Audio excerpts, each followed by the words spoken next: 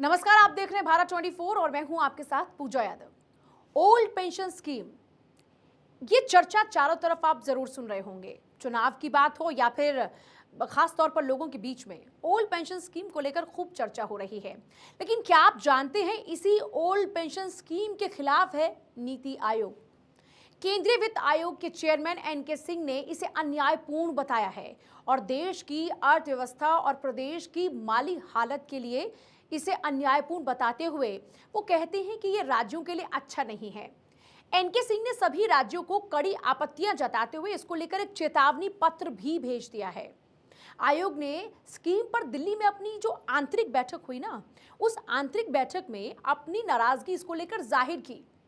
नीति आयोग के उपाध्यक्ष सुमन बेरी ने स्कीम पर अपनी आपत्तियां जताई थी।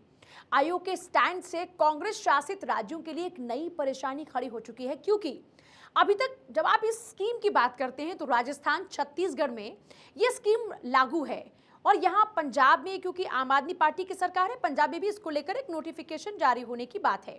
अभी हाल ही में हिमाचल में हुए चुनाव में भी आपने देखा था, कांग्रेस की ओर से इसी ओपीएस को लेकर वादा किया गया और हिमाचल प्रदेश की कांग्रेस को अब आने वाले समय में झटका लग सकता है, क्योंकि नीति आयोग इसे अन्यायपूर्ण बता रहा है। नीति आयोग ये कहता है कि इससे बोझा जो है वो बढ़ जाएगा राज्यों के ऊपर और ये उनकी ही हालत के लिए अच्छा नहीं होगा। उन्हीं की आर्थिक स्थिति से खराब हो सकती है और जब उनके हालात खराब होंगे तो जाहिर सी बात है इसका असर पूरे देश पर पड़ने वाला है। पंजाब की आम आदमी पार्टी और झारखंड मुक्ति मोर्चा जो है सरकार, उनको भी झटका लग सकता है। अब उसकी वजह आपको बताते हैं कैसे। जब नीति आयोग ने इसी को लेकर एक चेतावनी जारी की है, इतना ही नहीं, जो एसबीआई के जो अपने आर्थिक स्पेशलिस्ट हैं, उनकी तरफ से भी इसको लेकर चिंता जाहिर की गई है। उनका भी यही अनुमान है, जो उनकी रिपोर्ट है वो ये बताती है कि अगर इसी तरीके से ये ऐलान होते रहे या फिर इस पर और काम होता रहा तो जाहिर सी बात है इन राज्यों की जो हालत है वो ऑलरेडी खराब हो जाएगी।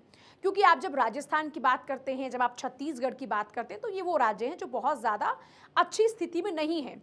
इनके ऊपर ऑलरेडी पहले से ही दबाव है आर्थिक, और ऐसे में अगर इसको आगे बढ़ाया जाता है तो जाहिर सी बात है इससे इनकी आर्थिक हालत और ख़राब होगी। देखिए, 2004 में केंद्र की सरकार ने इस योजना को बंद कर दिया था। इस योजना के तहत जो सरकारी कर्मचारी हैं उनको बहुत फ़ायदा होता था, क्योंकि अगर मान लीजिए 80,000 किसी की तनख्वाह है तो उस 80,000 वाले कर्मचारी को उसके ओपीएस के आधार पर 30 से 40,000 रुपये मिलेंगे। लेकिन अब जो नई स्कीम है उसके तहत उसके बनते हैं सिर्फ 800 से 1,000 रुपये। ऐसे में इतना बड़ा मार्जिन है, जिसके कारण इस योजना के बंद होने के बाद लगातार कर्मचारी मांग करते रहे कि उनकी जो पुरानी पेंशन योजना है वही लागू हो। हालांकि इसको लेकर अब चाहे बीजेपी हो, चाहे कांग्रेस हो, चाहे आम आदमी पार्टी हो, ये तमाम पार्टियां वादे करती रही कि हम इस स्कीम को लागू करेंगे। अभी हाल ही में चर्चा ये भी हुई थी कि बीजेपी भी इसको लेकर कोई बड़ा कदम उठा सकती है, इसको लेकर बैठकों का दौर देखने को मिलेगा। लेकिन अभी जब नीति आयोग ने इसे अन्यायपूर्ण बताया है तो जाहिर सी बात है इससे ये बड़े संकेत मिल चुके हैं कि आने वाले दिनों में ओपीएस को लेकर अच्छी खबर तो उन लोगों को नहीं मिलने वाली है जिनको इस ओपीएस की फिर से अपेक्षा थी।